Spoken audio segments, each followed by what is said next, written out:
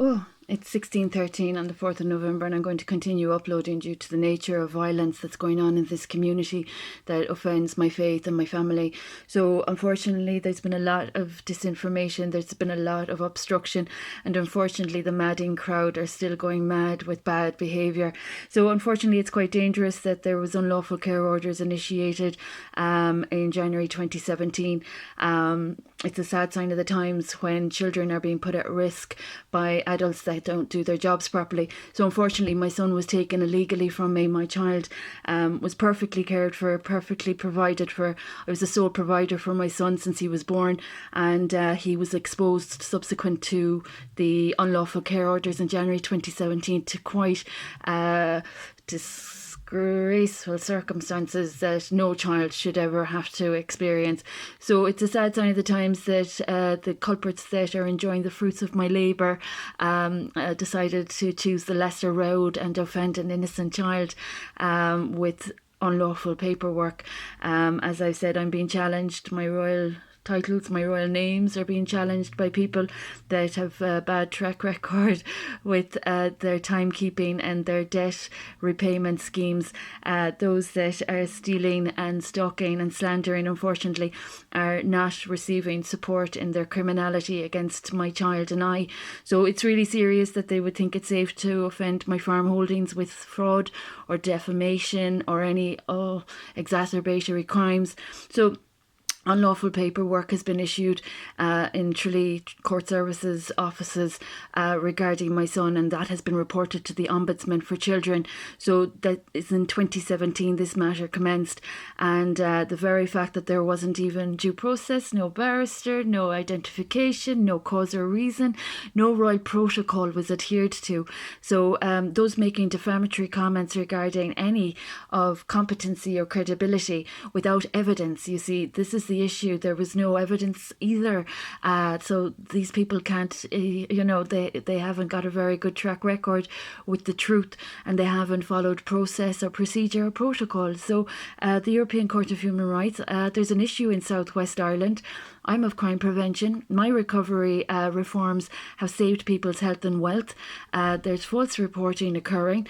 There are people walking onto farms that I don't permit them to be walking onto. Anyone walking onto farms where they owe a debt obviously don't know the history of the land with regard to the agrarian warfare. So those that think they're walking onto my farms in Ardhurst and Kilflynn after offending my child and I have such huge concerns for their mental health. Those that are offending the law after benefiting from the legislation I'm responsible for, that's another little dangerous issue as well. So there's a lot going on. Those that have offended the Ombudsman procedure, they're a disservice to this island as well. So there's a lot happening that I'm bringing to the attention of the European Court of Human Rights. My son is illegally from my care. There are individuals in this community that have been stalking my farm land for the past 7 to 8 years. My husband is a missing person, Richard McElligott, my legal spouse. I'm not a divorced mother, I'm a married mother, and my home is in Tubbard Hill, and there has been crime on my properties because of people that are evading their debts that they owe us, that owe me personally. So Tusla Child and Family Agency, my son is illegally from my care. He didn't adhere to royal protocol, and anyone offending royalty, I hope they know that it's a little bit more than common law. So anyone that's being cheeky with my credentials or my qualifications, I'd say there's going to be an issue about identity, that people might be querying the I suppose a lot could be queried about people suffering from identity issues when they're confusing themselves with people that they aren't. That's another matter. So people that are confusing themselves with me, I have concerns for the impact it has had on your mental health already. It has been witnessed, it has been seen that these people have suffered from mental illness in their identity crises, and that's not safe to be supporting against my good name, character and reputation that has been of health and wealth recovery. So I'm tolerating quite a lot of crime, and the Department of Justice recently issued an update of a development regarding its protection procedures for people in my position. So it's quite dangerous that I'm experiencing what I'm experiencing when my home in Tubbard Hill is being offended as well.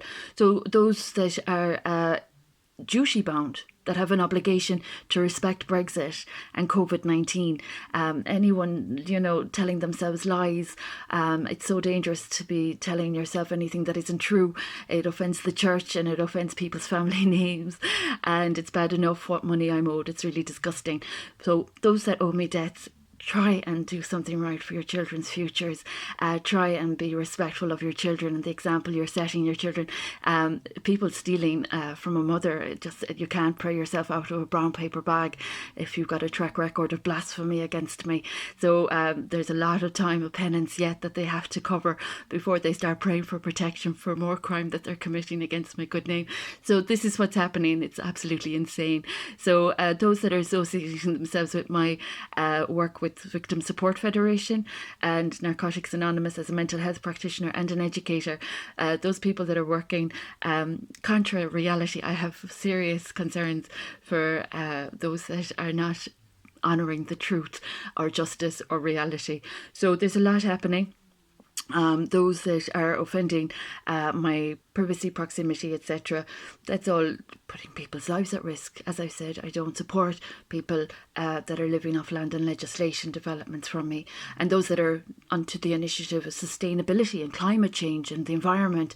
I hope they know what my portfolio consists of.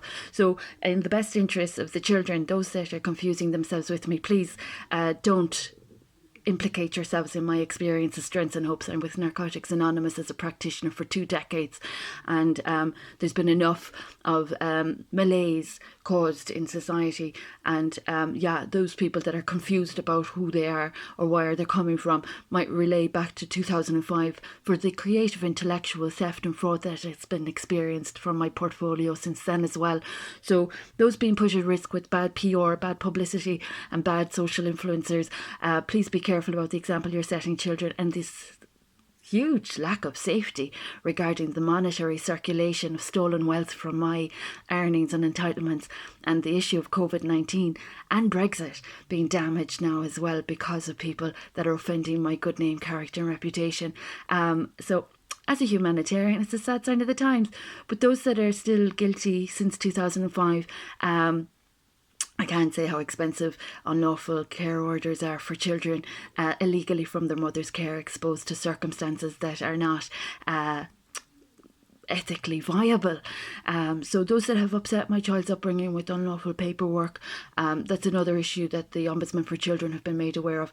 So all the ombudsmen that have heard from me, the social influencers on this island that are broadcasting a bad message, have already incurred a few casualties and expense in their offences, and those that are supporting crimes against Brexit and COVID-19, I have huge concerns for people's health and safety now again. So the reality is that this is another corruption issue from southwest of Ireland, and those suffering from mental health issues and that are deluding themselves with more bad information, disinformation, misinformation